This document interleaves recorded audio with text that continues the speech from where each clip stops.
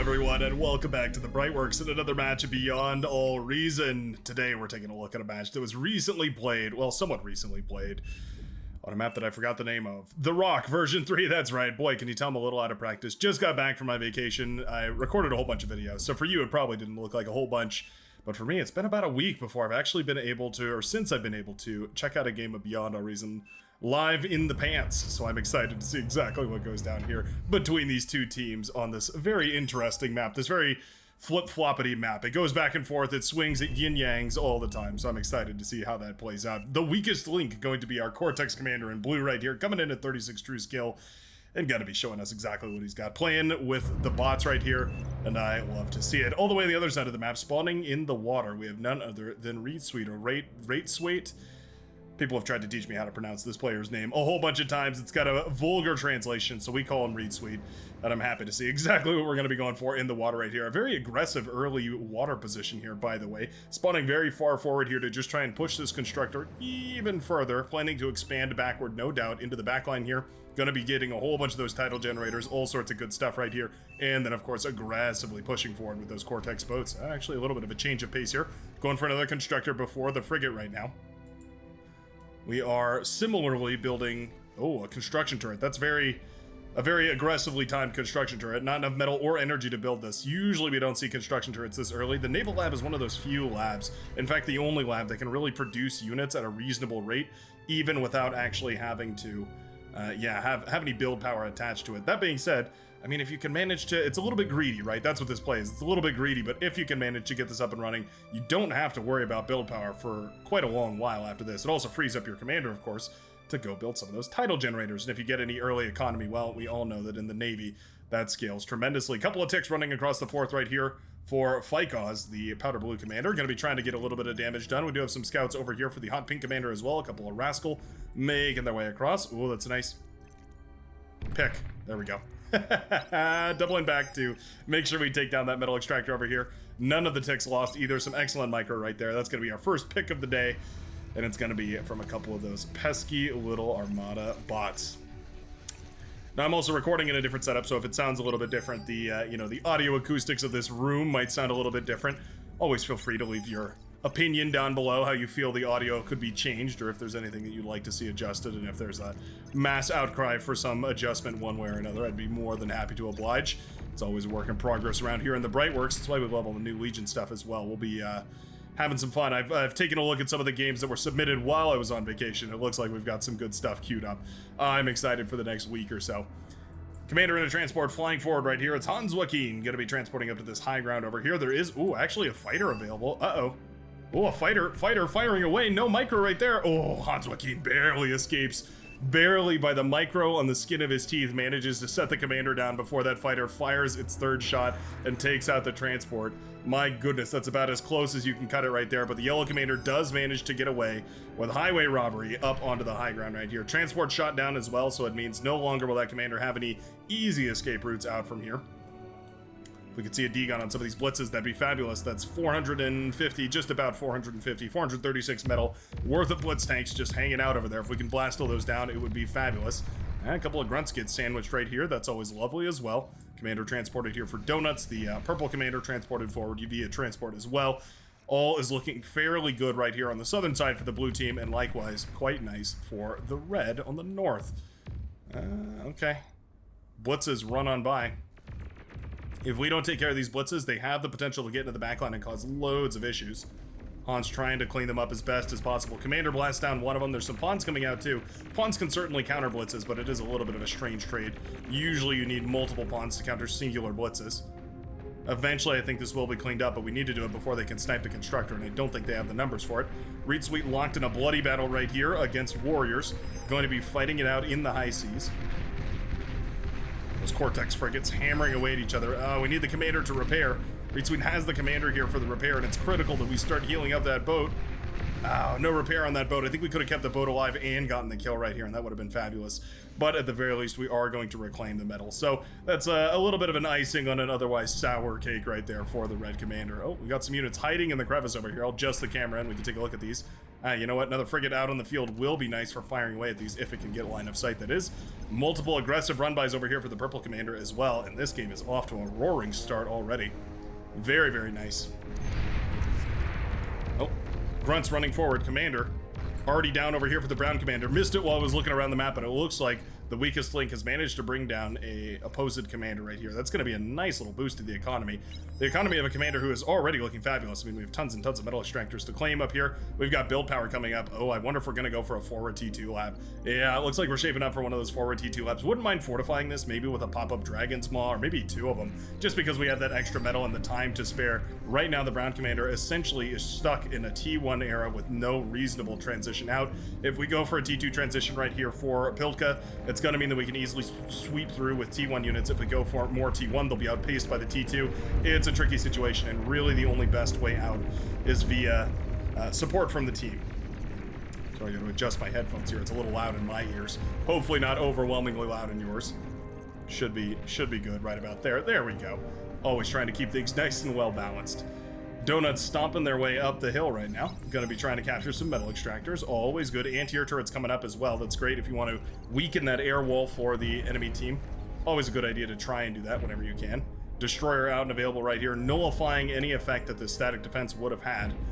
Definitely a very efficient way of progressing forward. Not the fastest, but definitely efficient right here as we start to just blast apart some of these static defenses and slowly but surely make our way forwards. And that destroyer, of course, also has the depth charge launcher, which means we can finally start to hurt the economy of the green commander, and that's going to be fabulous here for Reed Sweet going forward. We have the E-converters coming up, we have the tidal generators coming up in the backline. It's a slow but steady growth of the naval economy, but that's exactly what we're looking for right now. Warriors in a bit of a tricky situation. We go for a submarine here.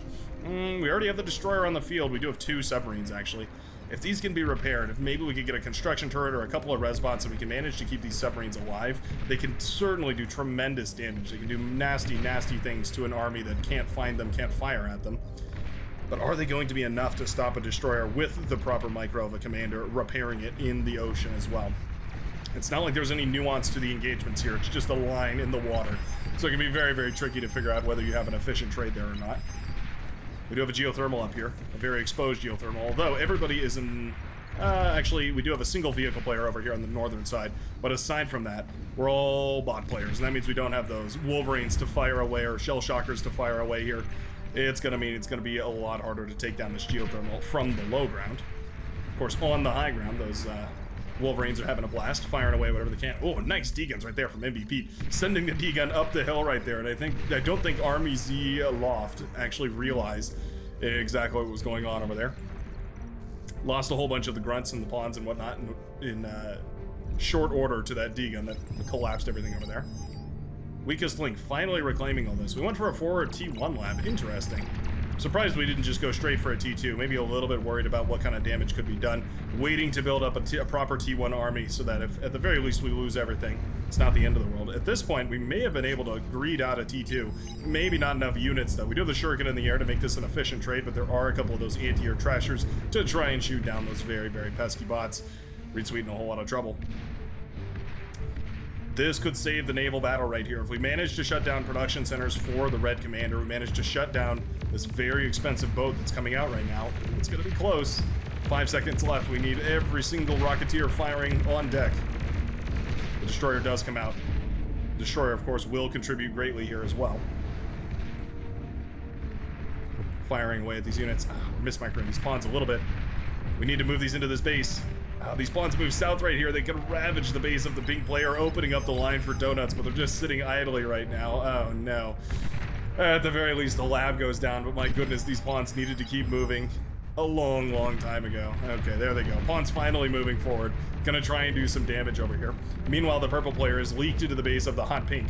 Going to be trying to, or pardon me, the orange, no, yes, the purple player is leaked into the army, or into the base of the hot pink player. And the orange and hot pink are both trying to clean that up right now. Big engagements over here on the water. We do have a forward lab set up. Reed Sweet still repairing all the boats, still keeping everything nice and patched up. Northern side suffering the aggression of a whole bunch of medium tanks sent out by Hans Joachim. It's just a brutal T1 battle right now, and those T1 bots having a hard time keeping up with those extremely armored medium tanks. Very, very difficult for those thugs, Rocketeers, Aggravators, any of those T1 bots to really shut those down efficiently. Eventually they will, though. MVP moving in for the comm bomb. Yep, looking to take down that facility. Once the facility is gone, no more production. And that means that Army Z-Loft is going to be in a world of hurt right here. Tries to degun the commander. That's not going to work. And just like that. Oh. Army Z-Loft apparently hasn't played in a little while, unaware that you can no longer degun commanders, and boom goes the orange and lavender commanders, hugging it out to the death.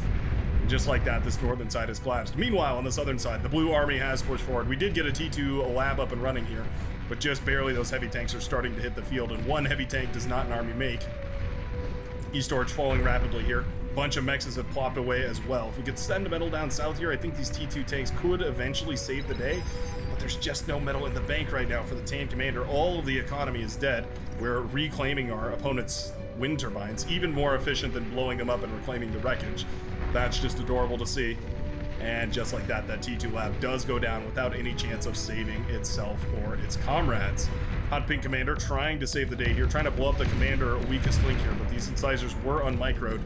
And just like that, the blue commander does manage to degun down most of them, reclaim, and laser apart the rest. The pink commander still here, still fighting for their life, trying to build a bunch of static defense to hold the line. It's definitely an uphill battle, though. We've got ourselves a proper yin-yang match. So we've got the blue team sweeping in from this direction, the red team sweeping in from the northern direction, blue on the south, red on the north.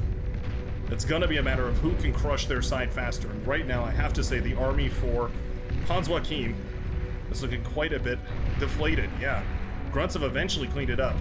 Kalen's forces rebuilding themselves, trying to get more units out on the field. Some reclaim to pick up all this metal would be fabulous. And right now, it looks like the blue team will hold on this northern side. Yeah, Seafoam Green manages to stay in the game. Meanwhile, the thugs on the southern side continuing to push, and they're going up against T1, so it's still efficient. We do have shurikens in the air. They're being produced slowly but surely. If we could send them over to make this a really efficient fight, I think it'd be fabulous. But of course, we can always send them across the map here to try and help out as well. Man, Banshees must have received a rework while it was gone, because I've seen them more and more and more recently.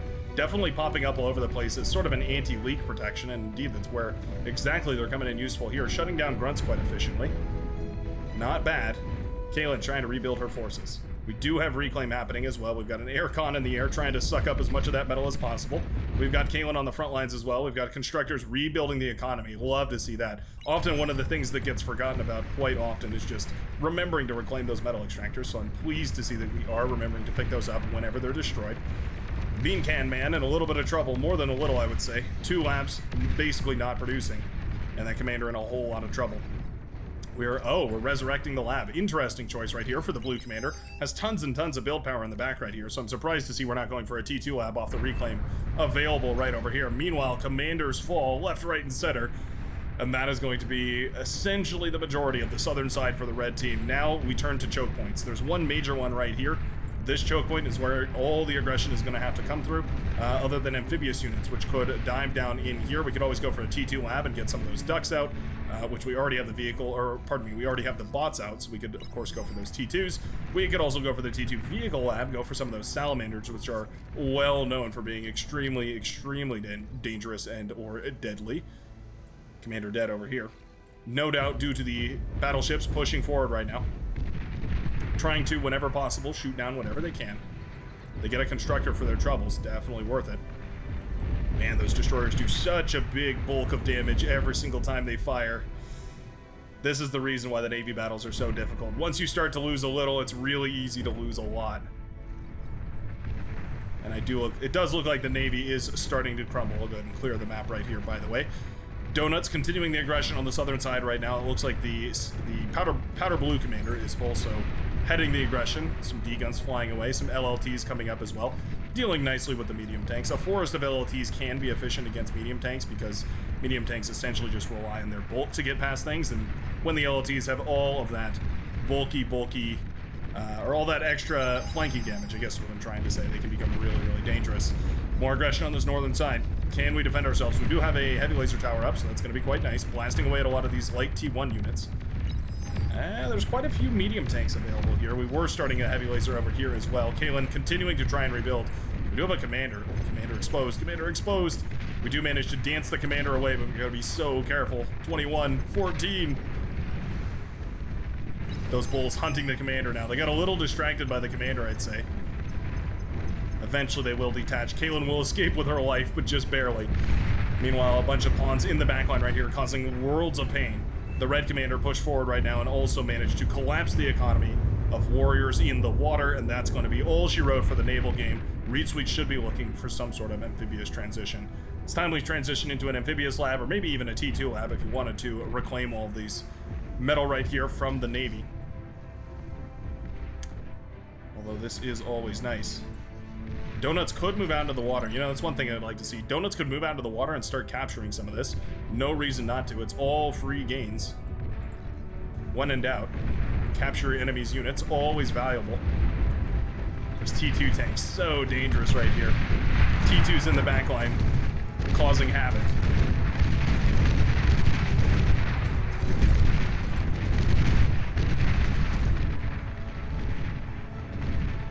You can see 4, 5, 6 medium tanks to bring down a single bull.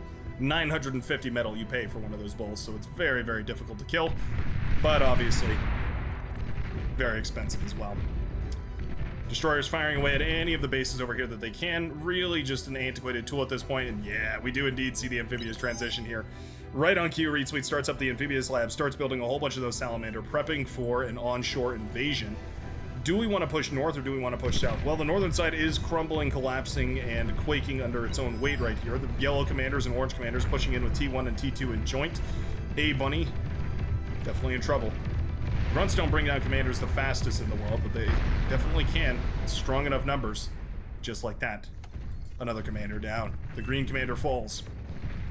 More of these Jaguars doing so much damage as well. Their light anti-air rocket's actually really, really nice for clearing out a whole bunch of these Banshees that otherwise would be such a pest. Maroon Commander's still holding strong right now, trying to continue the fight with a resurrected army of thugs and aggravators and all sorts of other stuff. But the Sheldon are rolling out. I was going to say, it's about time we see a T2, if not even a T3. It'd be a little risky to go for a T3, a greedy T3 transition at this point, but certainly not the end of the world. There we go. We do have T2 marching back to build some geothermals and some build power and all sorts of other stuff right now.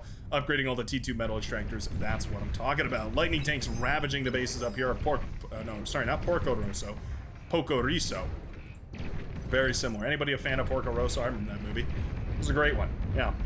Anyway, side tangents aside, twin guards, heavy laser towers, medium tanks, a couple of constructor units. Weakest link has taken over Kaylin's base, hiding the commander in the corner, trying to stay in the game right here. But the Jaguar tanks are too efficient. Yeah, there they go, blasting apart anything that they can. Particularly good against wind turbines, by the way, which is a large majority of the force we see over here. Salamanders ravaging the base over here of Phycos, the powder blue commander. Things have become desperate, to say the very least. Man, those heat ray tanks, they do look good. Boom goes a major part of the economy right here for the powder blue commander, and those salamander tanks definitely get their values worth. More importantly than anything, though, the build power has collapsed right there. Means, of course, that very little production will be coming out of these labs at this point. We're building res bots, so that's good to see. Hopefully we can reclaim a bunch of this metal. Southern side trying to hold strong. Great hold this side. Cries out the orange commander MVP. Always important to give your team a little bit of that positive reinforcement. Shuriken's looking for any opportunity to efficiently trade right here, and I think this is it. I think this is definitely it. Those Sheldon are devastating the T1 forces, and we can just clean all that up. Oh no. Shuriken a little mismicroed right here, flying towards the anti-air bots rather than the unescorted Sheldon. We do have Manticore coming to the front line here, so eventually those Shuriken will be nullified. But it definitely felt like there was an opportunity right there for the Maroon Commander to get the jump on that expensive T2 army before those Manticore arrived, and we forfeited that advantage. Meaning, of course, that this is a very dire situation for Bean Can Man. Do we have anything on the docket to save the day back here? We have T2 available right now. We have some anti-air turrets coming up. Always important when you lose your lose your air player, rather. Well, even before you lose your air player, ideally, to remember to build a little anti-air firepower. Yeah, it'll save the day when your air player can't. It's just an inevitability and beyond all reason. There's Reed Sweet trying to fire away at whatever we can. We've got the missile boats firing away, or trying to. Pop-up turret over here on the hill, trying to, or getting ready to fire away over here as well. Pocoriso and the weakest link, formerly Kaylin's commander, now walking under the waves over in this direction. Yeah, they're ambushed by a couple of those destroyers. Oh no, commanders right next to each other. Boom goes one commander and it triggers the other, and just like that, in a beautiful chain reaction, both the light and blue commanders lose their lives, and the red spots move in immediately to reclaim all that juicy, juicy metal. A transition towards aeroplanes. Interesting. Seaplane bomber is going to be the weapon of choice right here for Reed Sweet, transitioning into some of those dam busters. Very powerful bomber. Extremely powerful targeted bomber. Especially good at dealing with structures that are especially explosive. Wind turbines. Well, actually not wind turbines. I would say probably something like E-converters or fusion reactors. Things like that they can target a single building very, very specifically. There they go. Ravaging that T2 lab, you can see. Bombing it down in just, what was that, 4 or 5 bombers? Super powerful. Here's another lab. Blown to smithereens. Overkilled and reduced to slag means it will not be resurrectable. It's always powerful, of course. And they continue into the backline base right here of the blue commander. Not a whole lot to bomb back here, though. There are a couple of Scorpion turrets, but the SAM turret will fire away up into the airs, as well as some of those fighters, to eventually clean up a lot of these bombers. All said and done, definitely a successful bombing run, but shut down quite nicely. Lightning tanks moving in this direction now. There is some Scorpion turrets to defend. It definitely won't be a trivial push right here. Yeah, there we go. Scorpion turret's pretty good, huh? Scorpion turret's really good. Just like that, a bunch of those lightning tanks are demolished. My goodness, wow, that was about 15 medium tank or 15 lightning tanks, pardon me, all gone in just an instant. Manticore, Sheldon, anything else that can move, trying to push into the base of the Maroon Commander, who has held for a nice long time. Bean Can Man holding the line over here. Hopefully we get some LLTs set up. It's just a T1 spam, so a couple of LLTs will be efficient enough. We're claiming all the metal extractors over here as well. Love to see that. We're trying to take advantage of all the mexes that we're conquering from the enemies. And you know what? We've turned ourselves into a proper North versus South match on the Rock here. What a strange little game we've ended up in. Bombers continuing to try and fire away over here. We do have a chainsaw up in the air, firing away whatever we can. Love to see that we've invested a little heavier into the anti-air towers here, just to make sure that we can, at the very least, keep ourselves defended from any of those air forces. More importantly than not clearing away any air fighters that might try and push their way forward. Oftentimes those air fighters can get stuck hovering over your air player's base, and removing any fighters from their production means you can find yourself in a tricky situation. T2 air produced right here for the blue commander, going for an anti-nuke there as well. Commander does fall over here just to the left of that. It's going to be the powder blue commander for Phycos. Finally goes down over here on the left-hand side to a couple of fiends that were pushed forward by the red commander.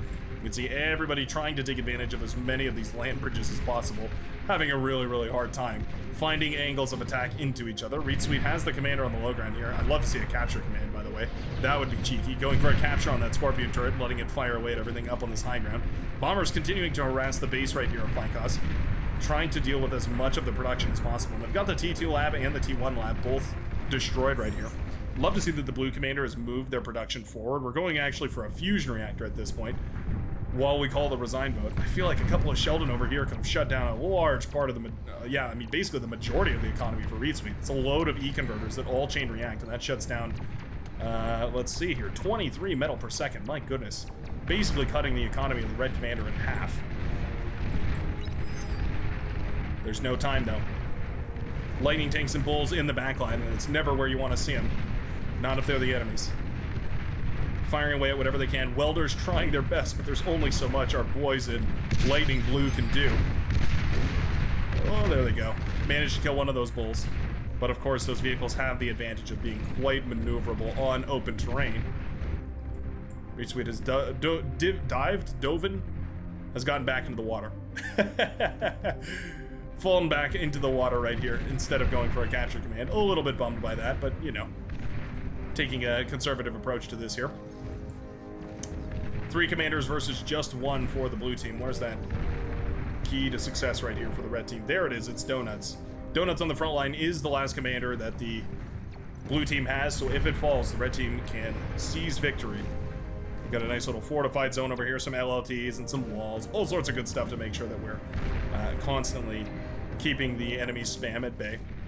Purple Commander in a strange position with loads of their economy in the backline over here, and then a whole bunch up on the front as well. Going for a T3 lap, by the way, on the front lines. Tons and tons of metal to afford it, so I suppose we may as well. Yeah, basically everybody on the blue team is full on metal. This is an interesting situation, yeah. Not enough energy for the players that desperately need it, and not enough build power for all the rest. Blue Commander trying to pump out as many of these bombers as possible, but even so, still having issues. I think more fusion reactors are the secret here, or the key to success. How many of these bombers do we have saved up? Grand total of 4 out of the lab and another on the way. Orange units pushing forward. This is a heavy hit to the economy right here of the Purple Commander. Taking out a bunch of these metal extractors, a grand total of 32 metal per second, about to fall right here to the Fiends. Marching forward and happily devastating all of that wind, energy, and metal production. Oh, and just like that, the killing blow is the Fiends in the base right here as the blue team finally yields under the weight of the red. What a beautiful, beautiful back and forth right there. The northern side crumbling at the same exact time as the southern side. But eventually, the red team with the salamanders, the aggression on the northern side, and an overall well-played match will take victory in this game of Beyond All Reason. What a lovely, lovely match to come back to. I sure hope you enjoyed. You can always hit the like or dislike button to show your support down below. The results are in, and it turns out that either one of those have essentially the same effect, so feel free to hit either button if you'd like to show your support, and I'm happy to see you in the very next game of Beyond All Reason. Peace out, everybody.